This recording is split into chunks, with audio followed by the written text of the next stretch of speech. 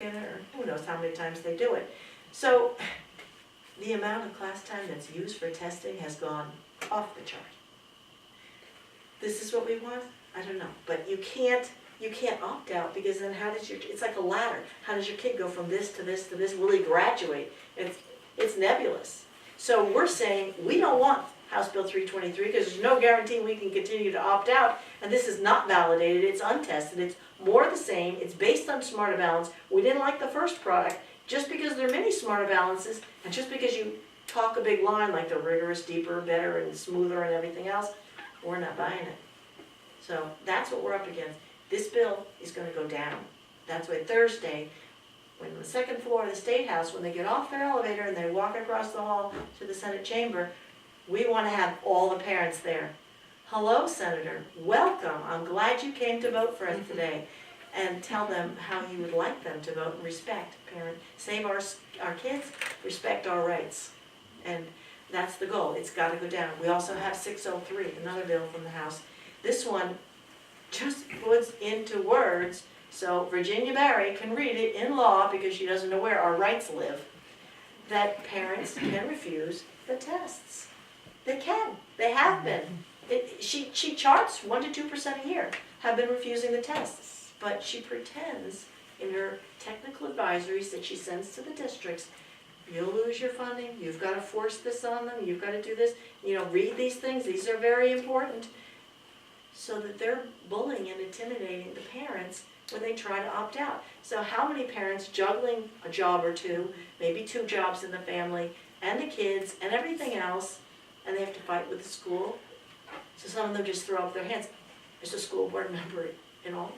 She signed her kid out and the kid took it. It's like, so there's a lot of pushback. And then some districts, you can sign out or keep your kid home, they miss the test, but if you come back in and you're still in the window, you get a makeup. I had that problem with the kneecaps in 2010. My daughter graduated in 2011, way before this started, but I understood the process, because I said, okay, she can take the kneecaps, but you're not putting it on a transcript. That's school policy. Oh yes, we have to put it on the transcript. I'm going, that's going to go to her college. I don't know what you're putting in this test. You haven't taught her a bit of math. She's in her first class in school in math is AP Calc. So you want to take credit for what we taught her at home? That's fine, but it doesn't go on a transcript. Oh yes, we have to fight back and forth, back and forth. I talked to the state, the district, everybody. So finally, I kept her home for the test. I brought her in. Second or third day of testing, I get a call from her. She was pulled into the principal's office. He wouldn't let her call. He says, you have a choice. He says, you take that assessment or you walk out the door. You're suspended. He knew what the parent wanted. I said, he had it in writing. This is how they bully and intimidate you. She asked over and over and over again to call, because she didn't even have a conversation with him, because she knew he was bullying her. So I finally got down there, read him the Riot Act. He said when I crossed the threshold of the door that all my rights terminated. I said, no, that's a process you take to a court. Terminating parental rights is a little bit more difficult. You're the equivalent of my babysitter. I'm entrusting my child to you. You're answerable to me, and I can take her out at will.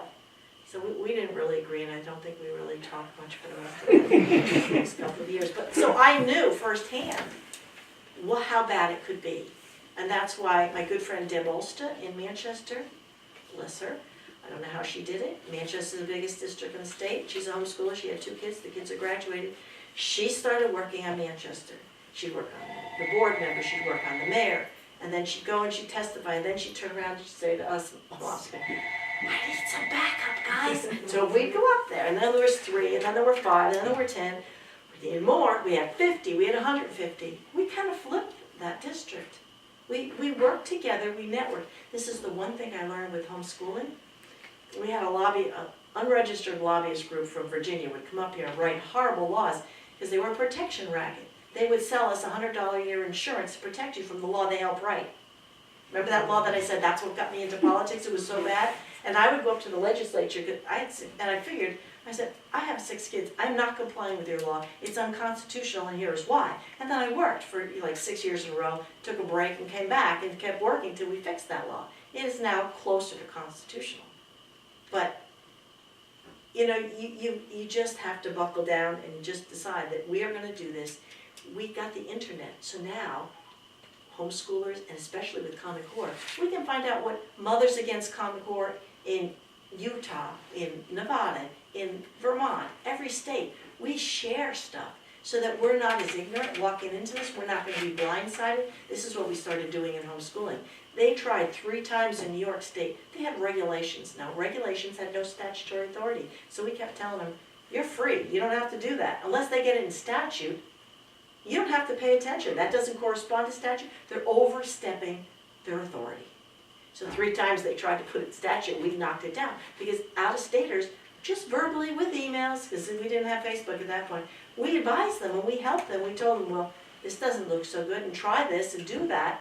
So it worked. Now, we're like, with Facebook, we don't even need an email list. You had to join an email list in New York, or you had to join. Now you just click on like or share or join. You can get all of this information. So this information is so easy to get, you're no longer isolated. When I started homeschooling, I was isolated. There was no internet. You had a problem, you went to the library and you read a periodical called Growing Without Schooling from John Holt in Cambridge. And he had all this information that he was sharing mother to mother in a written periodical that came every week or so or whatever. But there's no excuse. There's absolutely no excuse to believe that you can't turn this over. Because you can email any state rep. You can email any senator. You can call them. Those phone numbers, those emails are available. We'll help you find them. There are bills. We can help you tell you which bills we think are good, and you do the research and you agree or disagree. But, some of them are pretty obvious. 603, recognizing our right to opt out because we're getting bloodied in the battlefield. That's a good bill. Came out of committee. ITL, inexpedient to legislate. That means they're going to kill it. We're going to flip it. I mean, that's what we're trying to do. We'll find out on Thursday. And then the other bill, they came out with an ought to pass, House Bill 323. That's the one to give the commissioner, because of her good behavior, the ability to rewrite our entire statewide assessment system, because she hasn't done a bad enough job. She's been here since 2009, so she's been here a while, with kneecaps and now this, and now we're just going to give her the pace. So it's like, no oversight, no legislative checks and balances, just go off and do it. It'll be written in statute that she has the authority to do this. It's like, on what planet? So, we're asking you to help us take back our state. And that's what it comes down to. So if you have any questions, we will be happy to answer. You can ask it directly to a person. Anything that we didn't cover that you need? In your opinion, what do you think is the ultimate goal of the government to educate our kids like this? What is the goal of the government, do you think, with this reform? Yeah, to have, dumbing down our kids. What is their goal to have our future generations be so poorly educated? Well, why don't you ask, where does Maggie Hassan send her kids? Phillips Exeter. Where does Obama send his children? Friends of something or other. Sidwell Friends. None of them send them to Common Core. Arnie Duncan doesn't send his kids to a Common Core Robin school. Manuel and They are Chicago training leaders. They don't need Common Core. That's called the ruling class citizens. Yes. I think it's really difficult to assume what's in somebody's head. So what I tend to do is I tend to read what they write. And I'm going to go back to Mark Tucker, because he's really the chief architect of this whole redesign. And if you Google Mark Tucker, and that's with a C, letter to Hillary Clinton, there's 27 pages. I just gave it to Governor Jindal in Louisiana, who's going to be running for president. I asked him to read it, because he is against Common Core, yet they're implementing workforce development within Louisiana. You're against Common Core, but you're fully implementing workforce development, outcome-based education. That's a problem. So read the letter to Hillary Clinton where he spells it out, cradle to grave, or cradle to workforce, because they're coming after the preschool too. There's a whole way to, that Obama wants to now pull in preschool to get them prepared on this track. So for us to guess, he lays out the plan. I kind of explained it. What's the purpose? I think from my perspective, when I look at this, it's very elitist.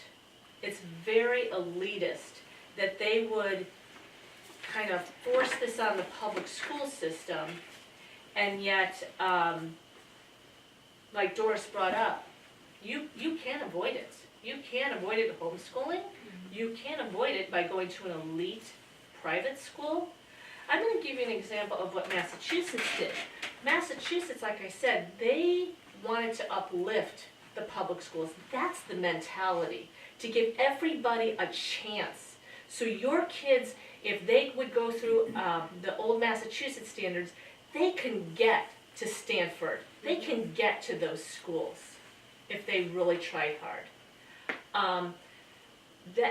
Sandra Stotsky brought an example one time, and she talked about how AP came into the schools, and I never knew how AP came into the schools, the Advanced Placement Program. It came in by an individual who saw what was going on in the elite private schools. They were preparing kids for the Ivy League schools, and he thought, we need to bring AP into the public schools. Why shouldn't these kids have the same opportunities if they strive for it? I mean, not all kids are going to strive for it. I mean, I've got kids who didn't make it to the AP classes because they didn't try hard enough. So be it. That was their choice, and if they don't want to put in the effort, so be it. But it was there. It's there for them if they have that opportunity.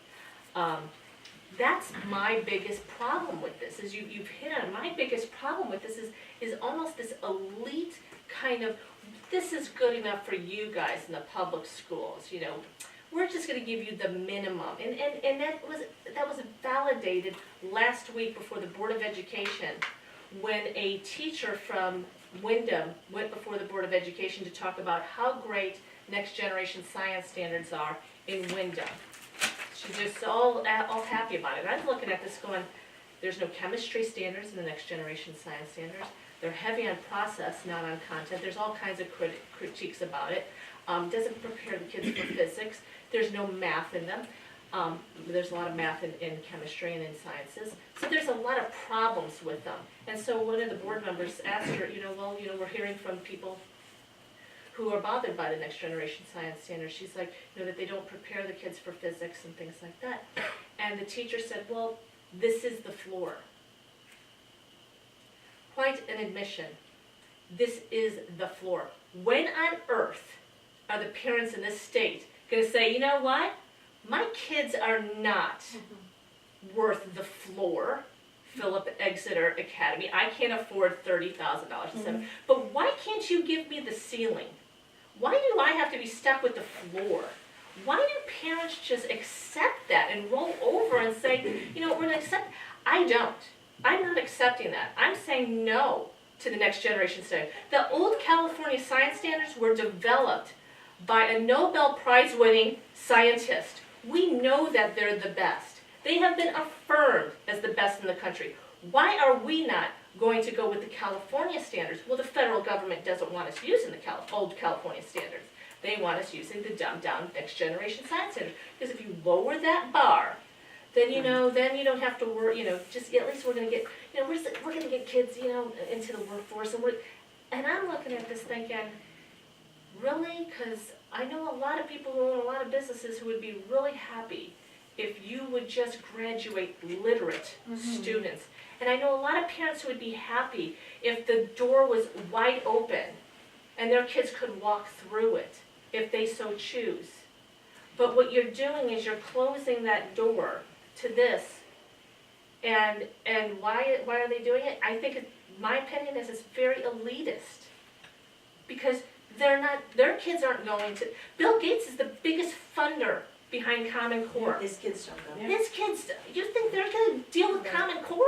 Well, Of he course also benefits from And he providing benefits. computers. See, Absolutely. that's Absolutely. You've got He's Pearson. making money off of this. So Pearson- is Jeb Bush, the biggest Yeah. supporter of Common Core. Yeah. Jeb Bush will make money off of Common Core, make no mistake about it. But you've got Pearson who's making Park and Smarter Balance. Pearson's Yeah. making the textbooks. Pearson's making the remediation. It's a So moneymaker. if you accept this process, and if you look at New York, where everybody failed, it was a mega fail. They just lowered the cut scores, so you had a lot of failure. So now we can sell remediation Yeah. products. In Newark, they had so many schools fail that they threw them into charter schools, which are different from ours. But essentially, when you're in a charter school, you've got no elected school board. So you have taxation without representation. So that is the danger with charters.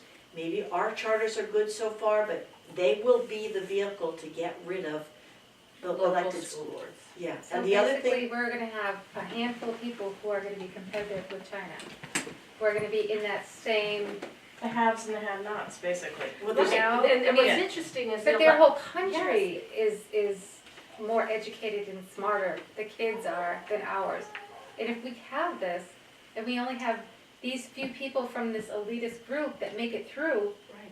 you know, they're here, we're here, what Yes. is this? You know, we used to be the strongest, the best, the biggest. And what's interesting is when Mark Tucker came to New Hampshire, because he came here about a year ago, at the invitation of the, at the time, Giles. the chair of the education committee, she just brought him in, and, you know, and we went and listened to him. I mean, and he's saying, if you do this, you can compete with the world. And I'm thinking to myself, really? Because standards experts are saying, oh, no, you won't. They've done the comparison. And we were only allowed to ask one question of him. The one question I asked of him, and I had to write it down, is I said, name the countries that are in line with the Common Core standards, that are